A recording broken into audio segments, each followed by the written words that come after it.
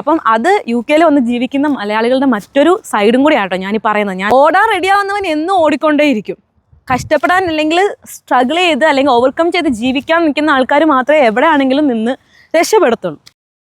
എടി നമ്മുടെ ബാച്ചിൽ പഠിച്ച എത്ര കുട്ടികൾ കയറി ഡാറ്റ അനലിസ്റ്റ് ആയിട്ട്, എത്ര പിള്ളേർ കയറി? നമ്മൾ അവരെ അപ്രോച്ച് ചെയ്യുന്ന രീതി എന്ന് പറഞ്ഞാൽ അത്രമാത്രം പേഷ്യൻസ് മാത്രം നമുക്ക് ഉണ്ടെങ്കിൽ മാത്രം നമുക്ക് അവരെ ഹാൻഡിൽ ചെയ്യാൻ പറ്റത്തുള്ളൂ. റെസ്റ്റോറൻറ്റിൽ വർക്ക് ചെയ്തിരുന്നപ്പം അവിടുത്തെ ഷെഫ് പുറകിൽ നിന്ന് വന്ന് ഈ കുട്ടീനെ പിടിച്ചു. ഈ കുട്ടി കംപ്ലൈൻറ്റ് ചെയ്തിട്ട് കാര്യമില്ല. ഡിപ്പെൻഡൻറ്റ് വിസയിൽ ഇവിടെ വന്നിട്ട് ആളുടെ പ്രീവിയസ് എക്സ്പീരിയൻസും ആളുടെ സ്കിൽസും യൂസ് ചെയ്ത് ആളിപ്പോൾ ഇവിടെ സിവിൽ എഞ്ചിനീയർ ആയിട്ട് വർക്ക് ചെയ്യണം. എനിക്ക് എപ്പോഴും ഞാനിരിക്കുന്നിടത്ത് ഫുഡ് കൊണ്ടുത്തരും, എനിക്ക് വാരിത്തരും, എൻ്റെ കൂടെയുള്ളവരൊക്കെ എന്നെ തലക്കയറ്റി വെച്ചാൽ നടന്നേ. Hey guys, welcome back to my YouTube channel. അപ്പോൾ ഇന്നത്തെ ടോപ്പിക് എന്ന് പറഞ്ഞാൽ എനിക്കങ്ങനെ വലിയ ഇൻട്രസ്റ്റ് ഇല്ലാത്തൊരു ടോപ്പിക്ക് തന്നെയാണ്. പക്ഷെ കേൾക്കാൻ ആഗ്രഹമുള്ള ഒരുപാട് ആളുകൾ നമ്മുടെ ഇടയിൽ ഉണ്ടെന്ന് എനിക്ക് മനസ്സിലായതുകൊണ്ടാണ് ഞാൻ ഈ ഒരു ടോപ്പിക്ക് ചെയ്യാമെന്ന് വെച്ചത്. കാരണം ഇത് എന്നെ മാത്രം ബന്ധിക്കുന്ന ഒരു കാര്യമല്ല, ഇപ്പം കറൻ്റ്ലി UK കുറേ ആളുകളെ ബന്ധിക്കുന്ന ഒരു കാര്യമാണ് ഇത്. ഞാൻ ഇങ്ങനൊരു ടോപ്പിക്ക് ഒരിക്കലും ചെയ്യുമെന്ന് വിചാരിച്ചതല്ല, ഇങ്ങനൊരു കാര്യത്തെക്കുറിച്ച് റിയാക്ട് ചെയ്യണം അല്ലെങ്കിൽ ചെയ്യുമെന്ന് വിചാരിച്ചതല്ല. ഞാൻ എന്തുകൊണ്ട് ഈ വീഡിയോ ചെയ്യുന്നു എന്നുള്ളതിന് ഒരു 1-2 ക്ലിപ്സ് നമുക്കൊന്ന് കണ്ടിട്ട് വരാമേ, എന്നിട്ട് നമുക്ക് ബാക്കിയിലേക്ക് പോകാം. അപ്പോൾ നിങ്ങൾക്ക് മനസ്സിലാവും ഞാൻ എന്തുകൊണ്ട് ഈ ഒരു വീഡിയോ ചെയ്യുന്നു എന്നുള്ളത്. അവിടെ ചെന്നതിന് കുറേ പൈസ ഉണ്ടാക്കാൻ പറ്റും എന്ന് പറഞ്ഞു കഴിഞ്ഞാൽ എന്താണ് കുറേ പൈസ? ഓക്കെ, ഇവിടെ കിട്ടുന്ന കെയർ ഹോമിൽ പോയി കഴിഞ്ഞാൽ തന്നെ 2-2.5 ലക്ഷം രൂപ സാലറി കിട്ടും. ഓക്കെ, 2-2.5 ലക്ഷം രൂപ സാലറി ഒരു മാസം എന്ന് പറഞ്ഞാൽ നല്ല പൈസയാണ്. ടാക്സ് കൊടുക്കണ്ടേ, റെന്റ് കൊടുക്കണ്ടേ, ഫുഡ് ഉണ്ടാക്കണ്ടേ, ഇതെല്ലാം ചെയ്യണ്ടേ? ഇത് 2 ലക്ഷം രൂപയില് എല്ലാം കൊടുത്ത് ലോൺ അടയ്ക്കണം. ഇതെല്ലാം കഴിഞ്ഞിട്ട് എന്താണ് കയ്യില്? അതല്ലേ, അത് തന്നെയല്ലേ ഇവിടെ കിട്ടുന്നത്. ഇവിടെ അതൊന്നും കൊടുക്കണ്ട, റെന്റ് കൊടുക്കണ്ട, ഫുഡ് വെക്കണ്ട, വീട്ടില് ലോണില്ല, ഹാപ്പി ആയിട്ട് നിൽക്കാം. അപ്പൊ ആൾക്കാർ എല്ലാരും സത്യം പറയില്ല. സത്യം പറയേണ്ട ആവശ്യം ആർക്കും ഇല്ല. പാത്രം കഴുകി ഇങ്ങാട് തിരിഞ്ഞാണ്, പുറകെ നിന്നാണല്ലോ ഷെഫ് വരണത്. ഷെഫ് വന്നിട്ട് ഒറ്റ പിടിയങ്ങാട് പിടിച്ച് എനിക്ക് തന്നെ ഒരു എന്താ നായിപ്പോയി നിമിഷത്തേക്ക് ഞാൻ സ്റ്റക്കായി. ഇനി രണ്ടാമത്തെ ഒരു കാര്യം, ഇപ്പോൾ ഈ ക്ലിപ്പ് കണ്ടിട്ട് ഞാൻ ചുമ്മാ കയറി അങ്ങ് റിയാക്ട് ചെയ്യുന്നതൊന്നും അല്ല. ഈ ക്ലിപ്പ് കണ്ടിട്ട് എൻ്റെ കുറേ ഫ്രണ്ട്സ് ഇവിടെ ഉള്ളവർ തന്നെ എനിക്ക് മെസ്സേജ് അയച്ചിട്ടുണ്ട്. അതായത് എനിക്ക് യൂട്യൂബ് ചാനലുണ്ട്, അല്ലെങ്കിൽ ഞാൻ അത്യാവശ്യം ഇൻസ്റ്റാഗ്രാമിലൊക്കെ വീഡിയോസ് ചെയ്യുന്നത് അവരാരും ചെയ്യാറില്ല. അപ്പം അങ്ങനെ ഞാൻ ചെയ്യുന്നതെന്ന് അറിഞ്ഞിട്ട് എൻ്റെ കുറച്ച് ഫ്രണ്ട്സ് എനിക്ക് അയച്ച കുറച്ച് വോയിസ് മെസ്സേജസ് ഉണ്ട്. അതിൽ 1-2 ഞാൻ നിങ്ങൾക്ക് കേൾപ്പിച്ച് തരാം. അതായത് ഈ ഒരു കാര്യത്തെക്കുറിച്ച് റിയാക്ട് ചെയ്യണം എന്ന് പറഞ്ഞ് എനിക്ക് വന്ന മെസ്സേജസ് ഞാൻ നിങ്ങൾക്ക് കാണിച്ചു തരാമേ. എടി അമലു, എടി നീ ഈ വീഡിയോനോട് നീ ഇത് എത്രമാത്രം യോജിക്കണ്ടെന്ന് എനിക്കറിയില്ല. പക്ഷെ എനിക്ക് ഇങ്ങനത്തെ സംഭവങ്ങൾ കാണുമ്പോൾ ചെറുതായിട്ട് പ്രതികരിക്കാനൊക്കെ തോന്നുന്നുണ്ട്. കാരണം ഇവിടെ ഞാൻ അറിയാവുന്ന ഒരുപാട് കുട്ടികൾ സ്വന്തമായിട്ട് പഠിച്ച ആ ഫീൽഡിൽ തന്നെ ജോലി നോക്കിയിട്ടതും NHS തന്നെ നല്ല പോസ്റ്റിലിരിക്കുന്ന കുട്ടികളുണ്ട്. നമ്മൾ വരുമ്പോൾ തന്നെ കെയർ ഹോം ജോലി ഒരു ഒന്നും പറയുന്ന ആളല്ല ഞാൻ. കാരണം എൻ്റെ ഹസ്ബൻഡ് കെയർ ഹോമിലാണ് നിൽക്കുന്നത്. ഞങ്ങൾ അതിൽ വിസ എടുത്തിട്ടുള്ള ആൾക്കാരാണ്. പക്ഷെ എനിക്ക് അതിനോട് ഇങ്ങനെ നിങ്ങൾക്ക് പറയാൻ തോന്നിയത് കാരണം എന്താന്ന് വെച്ച് കഴിഞ്ഞാൽ ഈ നാട്ടിലുള്ള ആളുകൾക്ക് മൊത്തം ഒരു തോന്നലാണ്, നമ്മൾ ഇവിടെ വന്ന് നിൽക്കുന്ന ആൾക്കാർ വന്നാൽ ഇവിടെ കെയർ ഹോം പണിയേ കിട്ടുള്ളൂ. കാരണം ഞാനിപ്പോ നാട്ടിൽ പോയി വന്നല്ലേ ഉള്ളൂ. ഞാൻ 4 ദിവസത്തേക്ക് പോയിട്ടുണ്ടായിരുന്നു പിള്ളേരെ കൊണ്ടാക്കാൻ. അപ്പൊ 4 ദിവസത്തേക്ക് പോയി വന്നപ്പോ അവിടെ ബാങ്ക് മാനേജർ എല്ലാവരും ചോദിക്കും, കെയർ ഹോമിലൊക്കെയാണോ, അല്ലേ അവിടെ ഈ പിള്ളേരെന്തിനാ അങ്ങോട്ട് പോകണേ എന്നൊക്കെ ഉള്ളത്. പക്ഷെ ഇവിടെ വന്ന ഒരുപാട് സെറ്റിൽഡ് ആയ പിള്ളേരെ എനിക്കറിയാം. എന്റെ കൊളീഗായിട്ട് ഒരു കുട്ടി കഴിഞ്ഞ വർഷം കൗൺസിൽ കയറിയിട്ടുണ്ടായിരുന്നു. അവളിപ്പോ സീനിയർ പോസ്റ്റിലേക്ക് സീനിയർ പോസ്റ്റ് ആയിട്ട് NHS അവർക്ക് കിട്ടി. NHS വിസയും കൊടുത്തു. ഇതിനൊക്കെ എഗെയിൻസ്റ്റ് ആയിട്ട്, കാരണം ഞാൻ ഈ വീഡിയോക്ക് ഞാൻ കമന്റ് ഇടാൻ പോയതാ. പക്ഷെ ഞാൻ ഇതുവരെ യൂട്യൂബ് ചാനലിൽ കമന്റ്സ് ഒന്നും ഇടാറില്ല. ഞാനോർത്ത് ഇങ്ങനത്തെ ഒരു വീഡിയോക്ക് ഞാൻ എന്തിനു ഇടണം. എടി നമ്മുടെ ബാച്ചിൽ പഠിച്ച എത്ര കുട്ടികൾ കയറി ഡാറ്റ അനലിസ്റ്റ് ആയിട്ട്, എത്ര പിള്ളേർ കയറി? അതില് എനിക്ക് തോന്നണേ വളരെ കുറച്ച് പേര് മാത്രമാണ് കയറാണ്ട് പോയുള്ളൂ. അപ്പം ഈ ഒരു വീഡിയോ ഞാൻ ചെയ്യുന്നത് ഇപ്പം നിങ്ങൾ കണ്ട ഒരു ക്ലിപ്പിനെ ബേസ് ചെയ്തിട്ട് മാത്രമല്ല, ഇത് കുറേ നാളായിട്ട് നമ്മുടെ നാട്ടിൽ പൊയ്ക്കൊണ്ടിരിക്കുന്ന കുറേ കാര്യങ്ങൾ, അതിൻ്റെ സത്യാവസ്ഥ എനിക്ക് ഫീൽ ചെയ്തത്, അല്ലെങ്കിൽ എൻ്റെ ചുറ്റുമുള്ള ആൾക്കാർ പറയാൻ ആഗ്രഹിക്കുന്ന കുറച്ച് കാര്യങ്ങളാണ് ഞാനൊരു വീഡിയോയിലൂടെ പറയുന്നത്.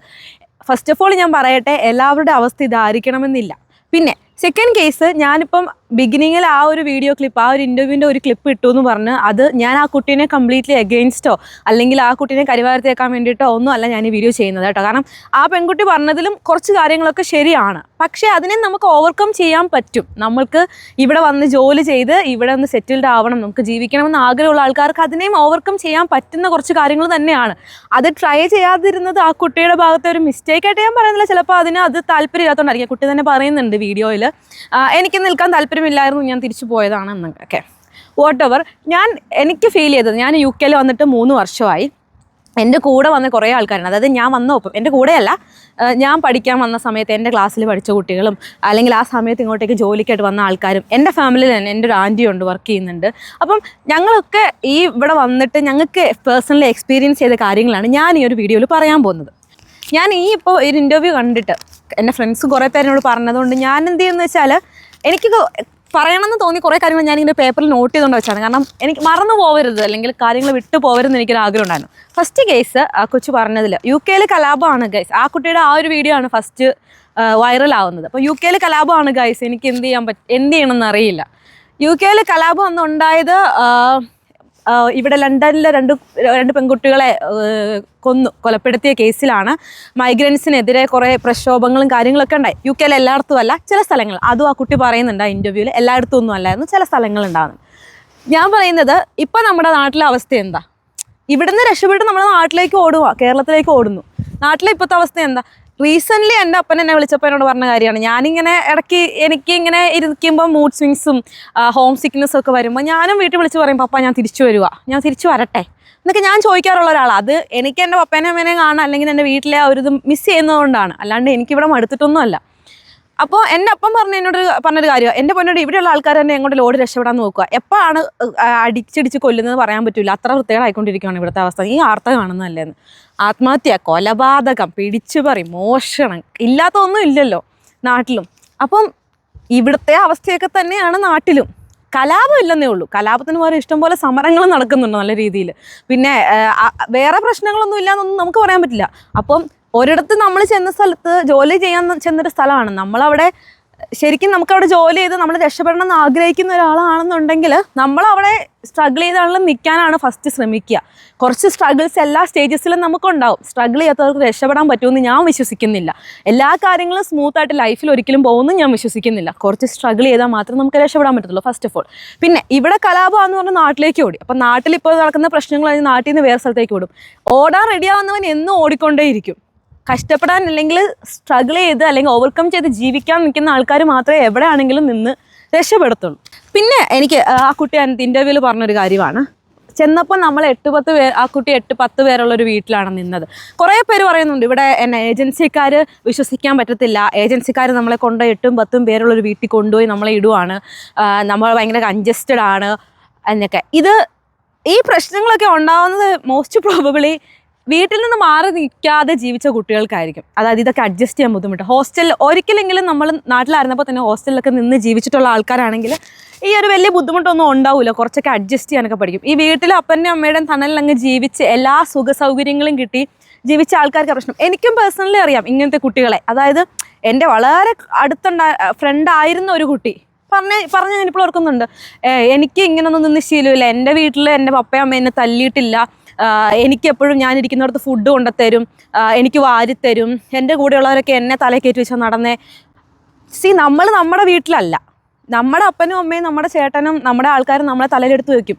അതും പറഞ്ഞുകൊണ്ട് നമ്മൾ വേറൊരു രാജ്യത്ത് ചെന്നിട്ട് എവിടുന്നോ വന്ന കുറേ പിള്ളേർ കൂടെ നമ്മൾ അടുത്ത് താമസിക്കാൻ ചെല്ലുമ്പം എന്നെ അവരടുത്ത് തലയിൽ വെക്കണം, എന്നെ പൊക്കി പിടിക്കണം, എനിക്ക് കാര്യങ്ങൾ ചെയ്തു തരണമെന്ന് പറഞ്ഞാൽ നടക്കുന്ന കേസല്ല.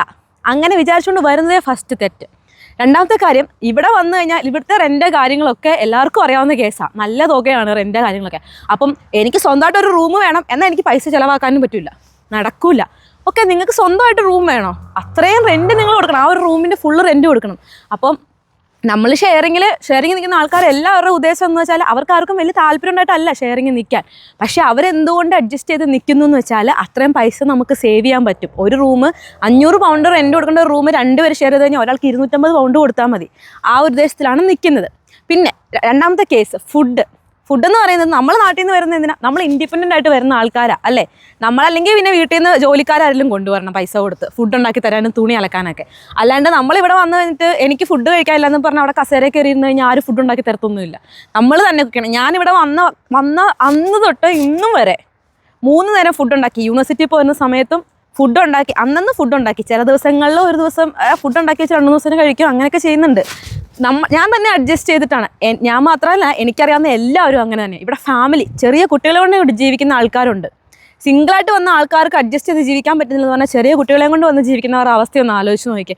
ആ കുഞ്ഞുങ്ങളെ നോക്കുന്നുണ്ട്, യൂണിവേഴ്സിറ്റി പോകുന്നുണ്ട്, അതിനിടയ്ക്ക് പാർട്ട് ടൈം ജോലിക്കും പോകുന്നുണ്ട്, വീട്ടിലെ എല്ലാ കാര്യങ്ങളും നോക്കി ഇത്ര അഡ്ജസ്റ്റ് ചെയ്ത് പോകുന്ന ആൾക്കാരും ഉണ്ട്. അപ്പം അത് UK വന്ന് ജീവിക്കുന്ന മലയാളികളുടെ മറ്റൊരു സൈഡും കൂടി ആട്ടോ ഞാൻ ഈ പറയുന്നത്. ഞാൻ ഒരിക്കലും ആരെയും കുറ്റം പറയുമല്ല.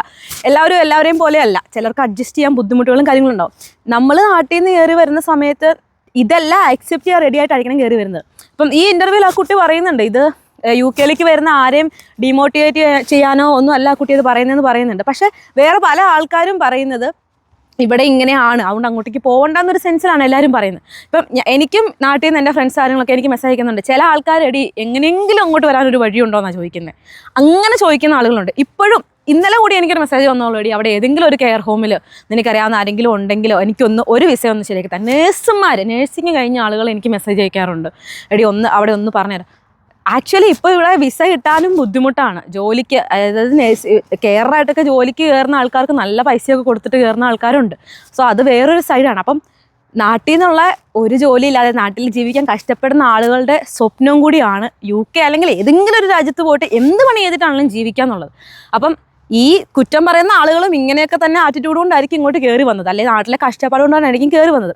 ഇവിടെ വന്നു കഴിഞ്ഞിട്ട് അവരുദ്ദേശിക്കുന്ന രീതിയിൽ കാര്യങ്ങൾ സ്മൂത്തായി നടന്നില്ല എന്നുണ്ടെങ്കിൽ ഉടനെ UK കുറ്റം പറയുക, അല്ലെങ്കിൽ തിരിച്ചു പോയിട്ട് നാട്ടിൽ ഇരുന്ന് UK കുറ്റം പറയുക, അല്ലെങ്കിൽ UK ജീവിക്കുന്ന ആൾക്കാരെ കുറ്റം പറയുക എന്ന് പറഞ്ഞാൽ അത് എത്രത്തോളം പ്രാക്ടിക്കലാണ്, അതല്ലെങ്കിൽ എത്രത്തോളം ശരിയാണെന്നുള്ളത് എനിക്കറിയില്ല. എൻ്റെ ഒരു പേഴ്സണൽ അഭിപ്രായം ഇതാണ്.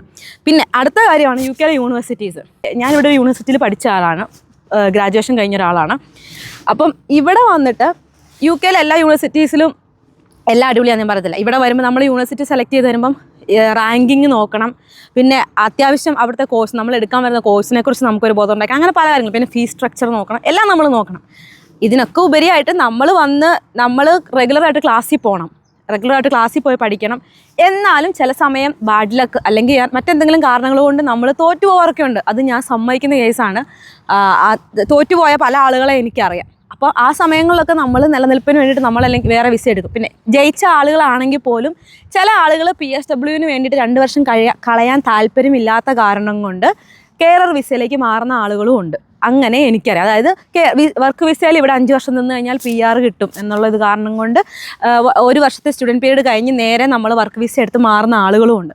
അപ്പം ഇവിടെ വന്ന് കെയറർ വിസയിലേക്ക് മാറുന്ന എല്ലാവരും വേറെ ജോലി കിട്ടാത്ത ആൾക്കാരോ അല്ലെങ്കിൽ വേറെ ജോലിക്ക് വേണ്ടി ഇവിടെ വന്ന് തോറ്റുപോയ ആൾക്കാരോ ഒന്നുമല്ല. നമുക്ക് വേറെ ജോലി തപ്പി നടന്ന സമയം കളയണ്ട, അതിനുള്ള സമയം ഇല്ലയെന്ന് കരുതുന്ന ആളുകൾ കൂടിയാണ് കെയറർ വിസ എടുക്കുന്നത്. അപ്പം ഇതൊക്കെയാണ് യൂണിവേഴ്സിറ്റീസിനെ കുറിച്ചും അല്ലെങ്കിൽ ഇവിടെ വന്ന് കെയറർ ജോബ് എടുക്കുന്ന ആൾക്കാരെ കുറിച്ചും എനിക്ക് പറയാനുള്ളൊരു കാര്യം. പിന്നെ 1-2 കാര്യങ്ങൾ കെയർ ഹോമിലെ ജോലിനെ കുറിച്ച്. കെയർ ഹോമിൽ നമ്മൾ ജോലി ചെയ്യുന്ന പേരൊക്കെ അടിപൊളിയാണ്. ഹെൽത്ത് കെയർ അസിസ്റ്റൻറ്റ്, നല്ല പേരാണ്. ഹെൽത്ത് കെയർ അസിസ്റ്റൻ്റ് എന്നാണ് പറയുന്നത്.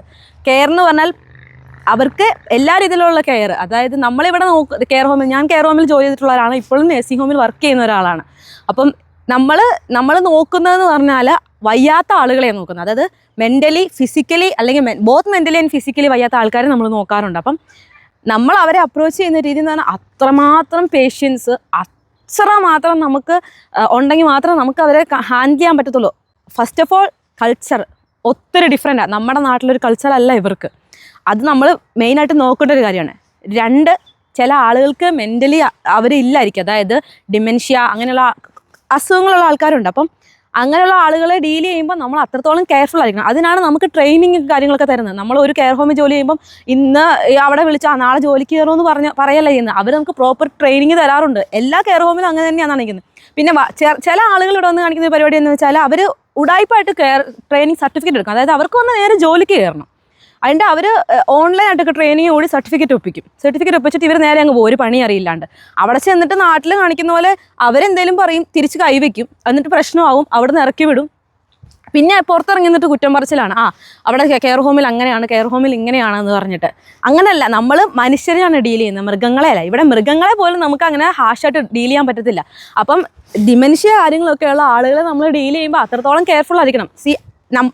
ഞാൻ വർക്ക് ചെയ്യാൻ പോയ സമയത്ത് എന്നോട് അവിടുത്തെ എനിക്ക് ട്രെയിനിങ് ചെയ്യുന്ന ആൾക്കാർ പറഞ്ഞ കാര്യമുള്ളൂ, അവർ നമ്മളെ ഉപദ്രവിക്കും.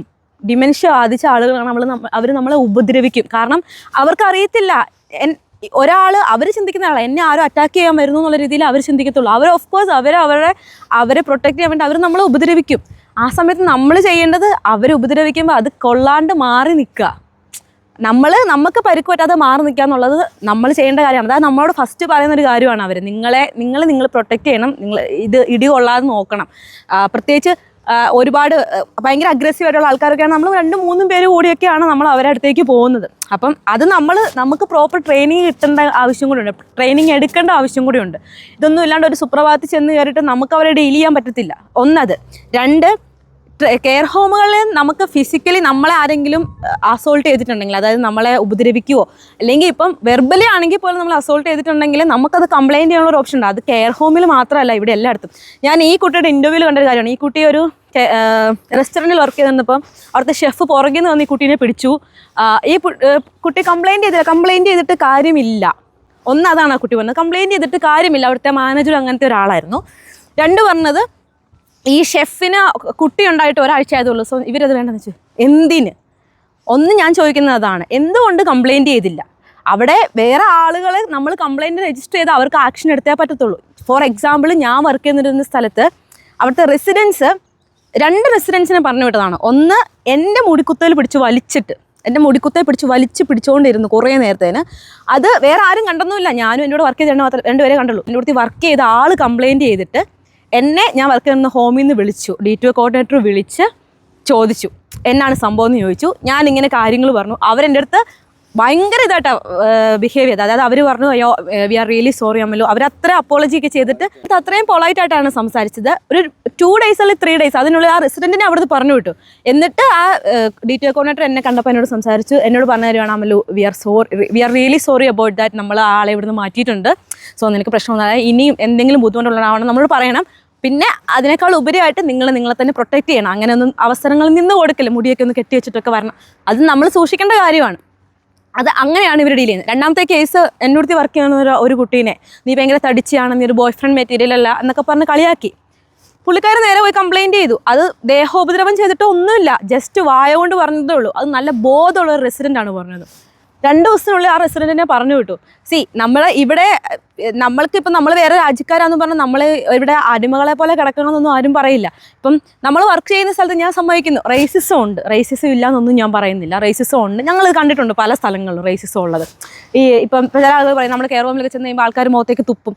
അതൊക്കെ മോസ്റ്റ് പ്രോബബ്ലി നല്ല ബോധമുള്ള ആൾക്കാർ ആരും അങ്ങനെ ചെയ്യത്തില്ല. കാരണം അവർക്കറിയാം, നല്ല ബോധമുള്ള ആൾക്കാർക്ക് അറിയാം അവരതിൻ്റെ എന്താണ് അനുഭവിക്കാൻ പോകുന്നത്.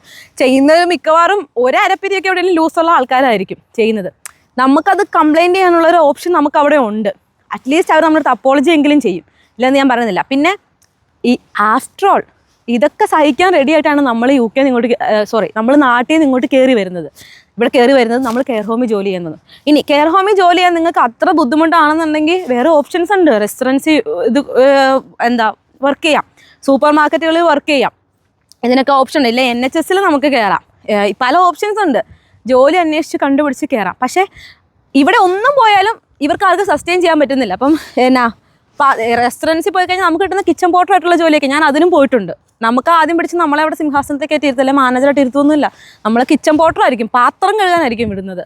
പാത്രം കഴുകാൻ മര്യാദയ്ക്ക് നിന്ന് ചെയ്യണം. പിന്നെ ഹോട്ടലോ റെസ്റ്റോറൻറ്റ്സ് ഒക്കെ ആകുമ്പോൾ നമുക്കറിയാം നല്ല തിരക്കുള്ള സ്ഥലമായിരിക്കും, അത്രത്തോളം പാത്രങ്ങളാണെങ്കിൽ കഷ്ടപ്പെടാൻ റെഡി ആയിട്ട് മാത്രം പണിക്ക് പോയാൽ മതി. ചുമ്മാ പോയി നിന്ന് വർത്താനം പറഞ്ഞുകൊണ്ട് നിന്ന് ആരും ഇവിടെ കാശ് തരത്തില്ല. നമ്മൾ എത്ര മണിക്കൂർ എത്രത്തോളം ജോലി ചെയ്യുന്നു അതിനുള്ളതേ തരത്തുള്ളൂ. പിന്നെ ഒരു ദിവസം നമ്മൾ മര്യാദയ്ക്ക് ജോലി ചെയ്യുന്നില്ല എന്നുണ്ടെങ്കിൽ പിറ്റേ ദിവസം തൊട്ട് വരണ്ടെന്ന് തന്നെ അവർ പറയും.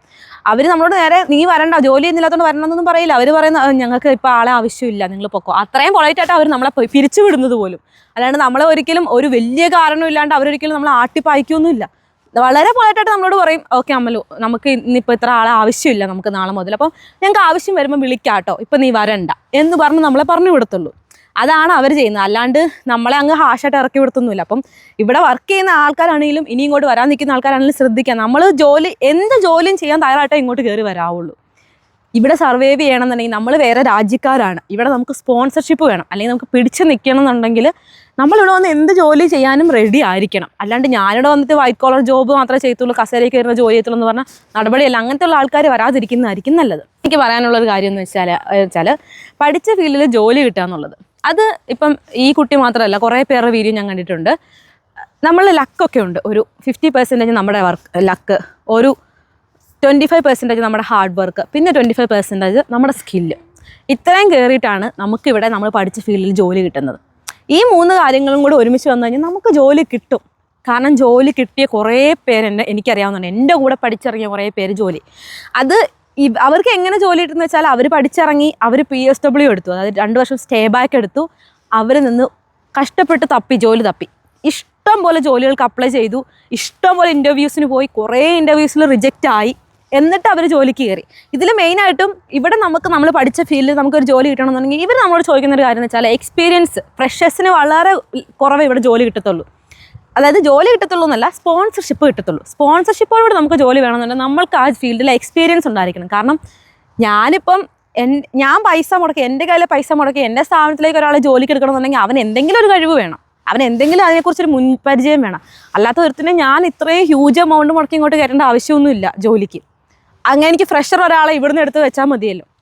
അപ്പം നമുക്ക് എക്സ്പീരിയൻസ് വേണം, അത് മെയിനായിട്ട്. ഇപ്പം ഞാനും ഇൻ്റർവ്യൂസിന് പോയിട്ടുണ്ട്, ഞാനും ജോലിക്ക് അപ്ലൈ ചെയ്തിട്ടുണ്ട്. എൻ്റെ പല ജോലിയും റിജക്റ്റ് ആയതിന് കാരണം എനിക്ക് IT ഫീൽഡിൽ, ഞാൻ പഠിച്ച ഫീൽഡിൽ എക്സ്പീരിയൻസ് ഇല്ലാത്ത കാരണം കൊണ്ടാണ് എനിക്ക് IT ഫീൽഡിൽ ജോലി കിട്ടാതെ പോകുന്നത്.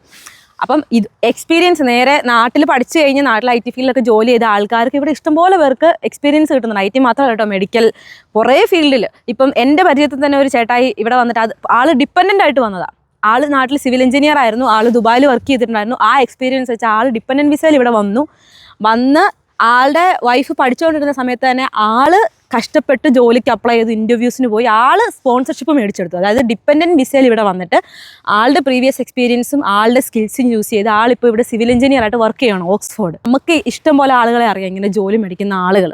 കഴിവ് വേണം, കഷ്ടപ്പെടാനുള്ള മനസ്സ് വേണം. ഇതൊന്നും ഇല്ലാണ്ട് ഇവിടെ വന്നിരുന്നിട്ട് ജോലി കിട്ടുന്നില്ല എന്ന് പറഞ്ഞ് തിരിച്ച് നാട്ടിൽ പോയിട്ട് UK-ലുള്ളവരെ കുറ്റം പറയാനോ UK-ലെ സാഹചര്യത്തെ കുറ്റം പറയാനോ ഇരുന്നിട്ട് ഒരു കാര്യമില്ല. പിന്നെ അറ്റ് ദ സെയിം ടൈം എനിക്കറിയാം എൻ്റെ കൂടെ പഠിച്ചൊരു കുട്ടി നാട്ടിൽ തിരിച്ചു പോയി. അപ്പം ഞാൻ അവൻ്റെ അടുത്ത് ചോദിച്ചു, ചേട്ടാ എന്നാ നീ തിരിച്ചു പോയേ, ജോലി നോക്കുന്നില്ലേ? അപ്പോൾ അവൻ പറഞ്ഞു, ചേച്ചി എനിക്ക് പഠിച്ച ഫീൽഡിൽ തന്നെ ജോലി വേണം, അത് കിട്ടിയില്ല, അതുകൊണ്ട് ഞാനിങ്ങ് തിരിച്ചു പോകുന്നതാണ്. പിന്നെ എനിക്ക് സിനിമ റിലേറ്റഡ് ആയിട്ട് കുറച്ച് കമ്പം കാര്യങ്ങളുണ്ട്, അപ്പം ഞാൻ അത് ചെയ്യാമെന്ന് വിചാരിക്കുന്നു. അവിടെ നിന്ന് എനിക്ക് കെയർ ഹോമിലൊന്നും വർക്ക് ചെയ്യാൻ, അല്ലെങ്കിൽ കിച്ചണിൽ മീൻസ് ഹോട്ടലിലൊന്നും വർക്ക് ചെയ്യാൻ താല്പര്യമില്ല ചേച്ചി, അതുകൊണ്ടാണ് ഞാൻ തിരിച്ചു പോകുന്നത്.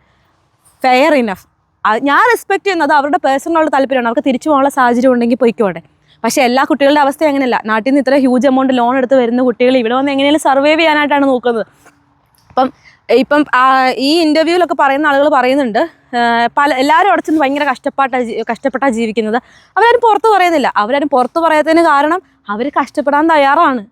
അവരുടെ ലക്ഷ്യം എന്ന് പറഞ്ഞാൽ പിടിച്ചു നിൽക്കുക, ജീവിതം സെറ്റിൽഡ് ആക്കുക എന്നുള്ളതാണ്. നാട്ടിൽ പോയി കഴിഞ്ഞാൽ നാട്ടിൽ പോയി കിടന്ന് ഒരു ജോലി അത് തേരാപ്പാരാ നടന്നിട്ട് നാട്ടിലുള്ളവരുടെ പുച്ഛവും, അല്ലെങ്കിൽ ഇപ്പം UK-ൽ വന്നിട്ട് തിരിച്ച് നാട്ടിൽ ചെന്ന് കഴിയുമ്പോൾ അവിടെ ഉള്ളവർ പുച്ഛം, ഓ നീ UK-ക്ക് പോയതാണല്ലോ പാണ്ടക്കെട്ടൊക്കെ എടുത്ത് എന്തിനാ തിരിച്ച് വന്നെന്ന് ചോദിക്കും. എനിക്കറിയാം അങ്ങനെ ചോദിച്ചിട്ടുള്ള ആൾക്കാരുടെ.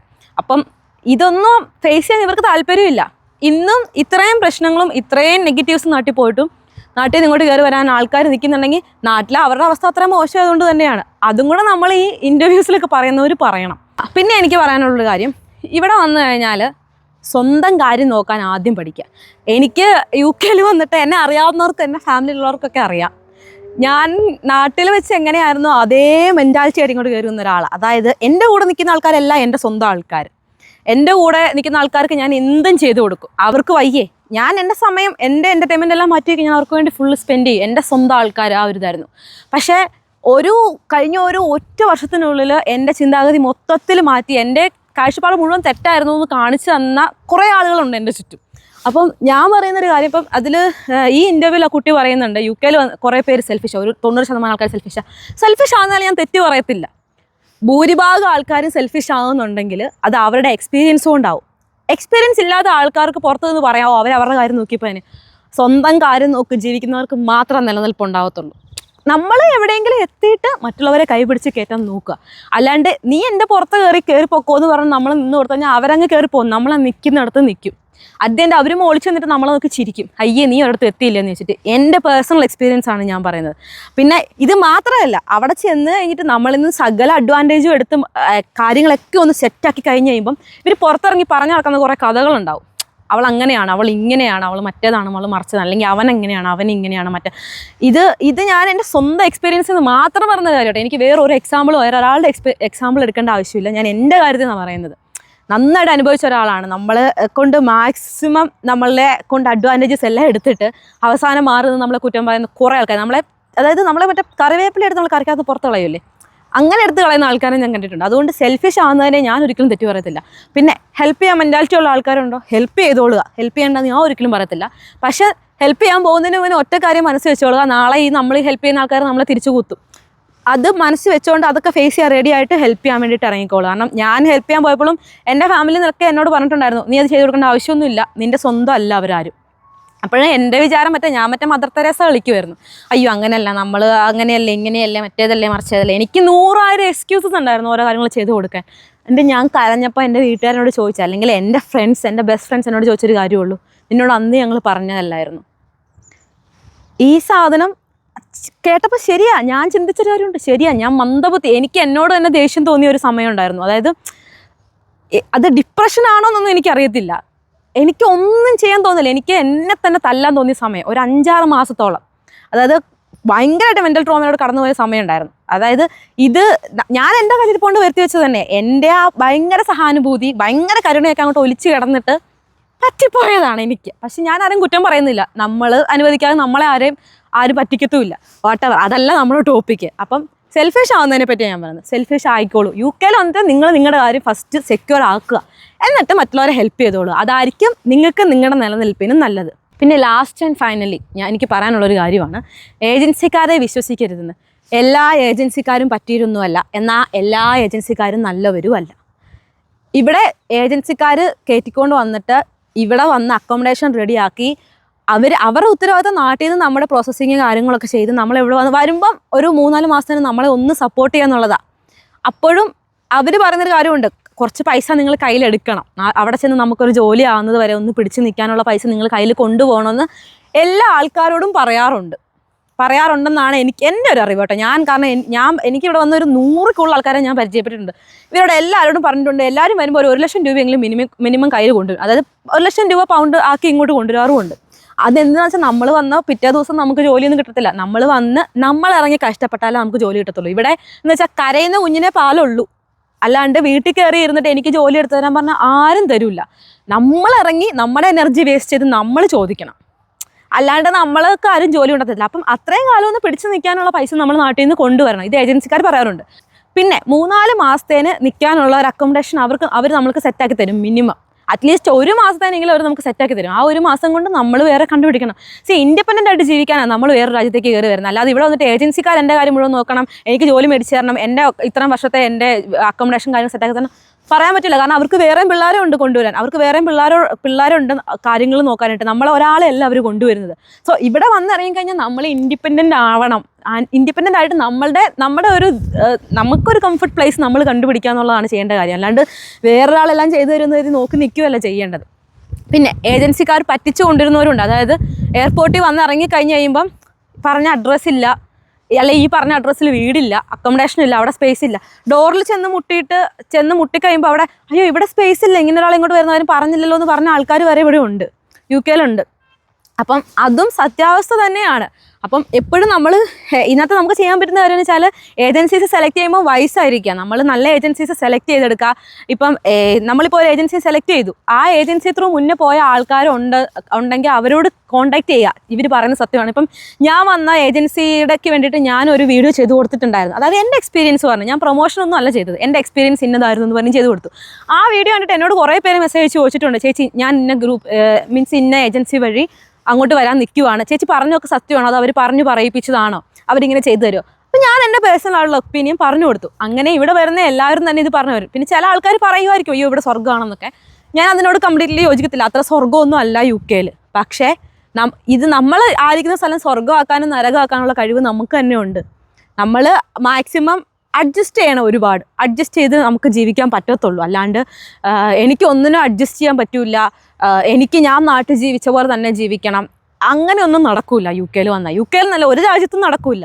നമ്മൾ നന്നായിട്ട് കഷ്ടപ്പെടണം. പ്രത്യേകിച്ച് നമ്മൾ ഇൻഡിപെൻഡൻ്റ് ആയിട്ടും കൂടെ പോകുമ്പോൾ നമുക്ക് അങ്ങനെ ചെയ്തേ പറ്റത്തുള്ളൂ. അപ്പം കയറി വരുന്നതിന് മുന്നേ നമ്മൾ ഇതൊക്കെ ഒന്ന് അന്വേഷിച്ച് ഇതിൻ്റെ സത്യാവസ്ഥയുള്ള കാര്യങ്ങളൊക്കെ അന്വേഷിച്ച് കയറി വരിക. തീരെ പൊട്ടിയായിട്ട് കയറി വന്നിട്ട് ഇവിടെ വന്ന് സ്ട്രഗിൾ ചെയ്യുന്നതെന്ന് പറയുന്നതിൽ അർത്ഥമില്ല.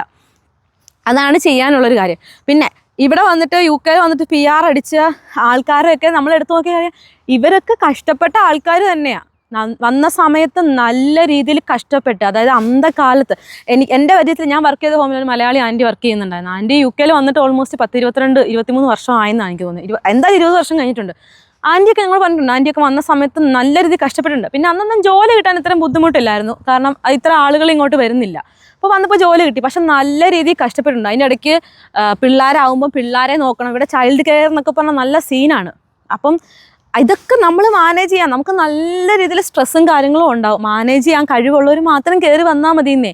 അല്ലാണ്ട് ഇവിടെ വന്നിട്ട് സുഖിക്കാമെന്ന് കരുതി ഇങ്ങോട്ട് കയറി വന്നിട്ട് ഇവിടെ വന്ന് സുഖിക്കാൻ പറ്റിയില്ല എന്ന് പറഞ്ഞ് തിരിച്ചു പോയിട്ട് നാട്ടിൽ പോയിരുന്ന് കുറ്റം പറയുന്നതിനെക്കുറിച്ച് എനിക്ക് വലിയ അഭിപ്രായമൊന്നുമില്ല. അത് അത്ര ശരിയായ ഒരു പ്രവണതയേ അല്ല. ഞാൻ അതിനെ പ്രൊമോട്ടും ചെയ്യത്തില്ല ഒരിക്കലും.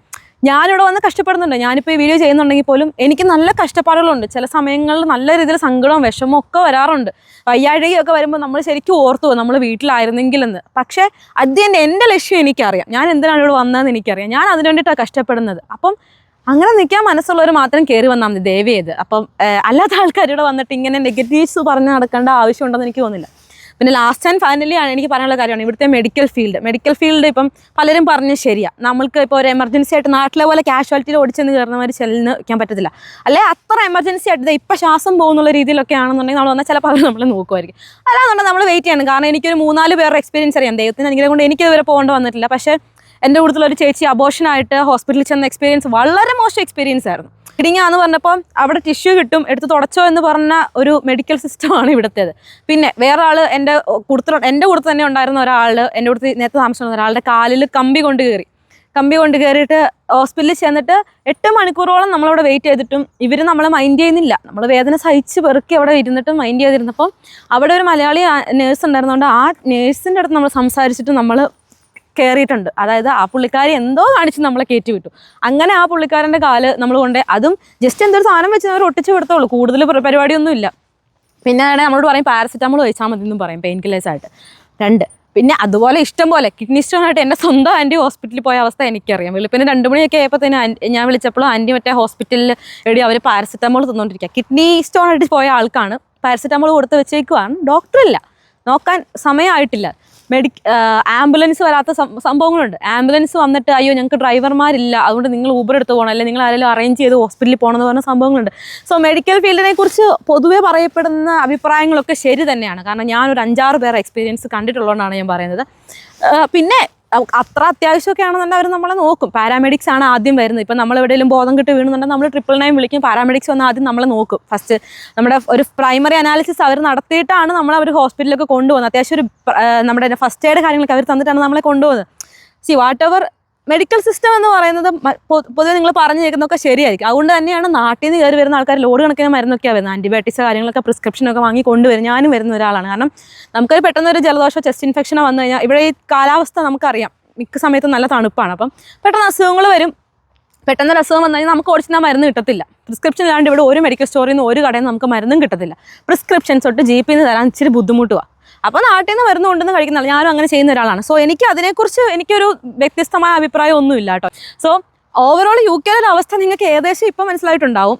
ഇത് ഞാൻ പറഞ്ഞതിൽ ഞാൻ ഒരു കാര്യത്തിൽ ഞാൻ മായം ചേർത്തിട്ടില്ല. ഞാനിവിടെ വന്നിട്ട് എൻ്റെ എക്സ്പീരിയൻസ് പ്ലസ് എൻ്റെ കൂടെ ഉണ്ടായിരുന്ന ആൾക്കാർ പറഞ്ഞത്, അവരുടെ എക്സ്പീരിയൻസ് നേരിട്ട് കണ്ടത്, ഇതിൽ നിന്നൊക്കെ ഞാൻ സംസാരിക്കുന്നത്. ഒരു കാര്യം ഞാൻ പറയാൻ വിട്ടുപോയി. ഇപ്പം ഈ നിങ്ങളെ ആദ്യം കേട്ട വോയിസ് ഉണ്ടല്ലോ, അത് എൻ്റെ ഒരു കൂട്ടുകാരിയാണ്, എൻ്റെ കൂട്ടത്തിൽ പഠിച്ച ആൾ തന്നെ. അവൾ നാട്ടിൽ ചെന്നപ്പോൾ അവളുടെ അടുത്ത് ഒരാൾ പറഞ്ഞത്, UK കെയർ ഹോമിലൊക്കെ വരയ്ക്കുമല്ലേ, പട്ടിപ്പണിയല്ലേ, ഇങ്ങനെയൊക്കെയാണല്ലോ വീഡിയോ കാണുന്നത്, ഇത്രയൊക്കെ സഹിച്ച് നിങ്ങൾ എന്തിനാ അവിടെ നിൽക്കുന്നത്, നിങ്ങൾക്ക് നാട്ടിൽ വന്ന വല്ല കൂലിപ്പണി എടുത്താണല്ലോ ജീവിക്കത്തില്ലേന്ന്. നാട്ടിൽ വന്ന് കൂലിപ്പണി എടുത്ത് ജീവിക്കാൻ ആഗ്രഹമില്ലാഞ്ഞിട്ടൊന്നും അല്ല ചേട്ടാ. നാട്ടിലത്തെ കൂലിപ്പണി എടുത്താലുള്ള അവസ്ഥ എന്താണെന്ന് നമ്മൾ കണ്ടിട്ട് തന്നെയാണ് ഇവിടെ വന്ന് ഈ പണിയെങ്കിൽ ഈ പണി പൈസ കിട്ടും. പിന്നെ നാട്ടുകാരുടെ പുച്ഛം കാണണ്ട. നമ്മുടെ നാട്ടിലുള്ള പകുതി ആൾക്കാരുടെ മെൻറ്റാലിറ്റി ഇതാണ്. കൂലിപ്പണി ചെയ്യുന്നവരെ പുച്ഛമാണ് ആൾക്കാർക്ക്. കൂലിപ്പണിക്കാരൻ. ഞാൻ വളർന്ന സാഹചര്യത്തിലൊക്കെ ഞാൻ കണ്ടിട്ടുണ്ട്. എൻ്റെ അപ്പൻ അമ്മയും കൂലിപ്പണിക്കാരായതുകൊണ്ട് തന്നെ കുടുംബക്കാരുടെ കയ്യിൽ നിന്നും നാട്ടുകാരുടെ കയ്യിൽ നിന്നൊക്കെ ഉണ്ടായിരുന്ന അവരുടെ ആറ്റിറ്റ്യൂഡും അപ്രോച്ചും എങ്ങനെയായിരുന്നൊക്കെ കണ്ട് തന്നെയാണ് ഇരിക്കുന്നത്. അപ്പോൾ UK വന്നിട്ട് പല ആൾക്കാരും UK കെയർ ഹോമിലാണ് ജോലി ചെയ്യുന്നതെന്ന് നാട്ടിൽ പറയാറില്ല. കാരണം എന്താ വെച്ചാൽ അത് പറഞ്ഞാൽ നാട്ടിലെ റിയാക്ഷൻ തന്നെ, അവളവിടെ അപ്പി കോരിയാണ് ജീവിക്കുന്നത്, അവൾ കെയർ ഹോമിലാണ് പണിയെടുക്കുന്നത്, എന്തിനാ അത്ര കഷ്ടപ്പെട്ട് അവിടെ പോയി എല്ലാവരും അപ്പി കോരി ജീവിക്കുന്നത്, നാട്ടിൽ വന്ന് കൂലിപ്പണി എടുത്താലും പോരെ, ഇതാ ചോദിക്കുന്നത്.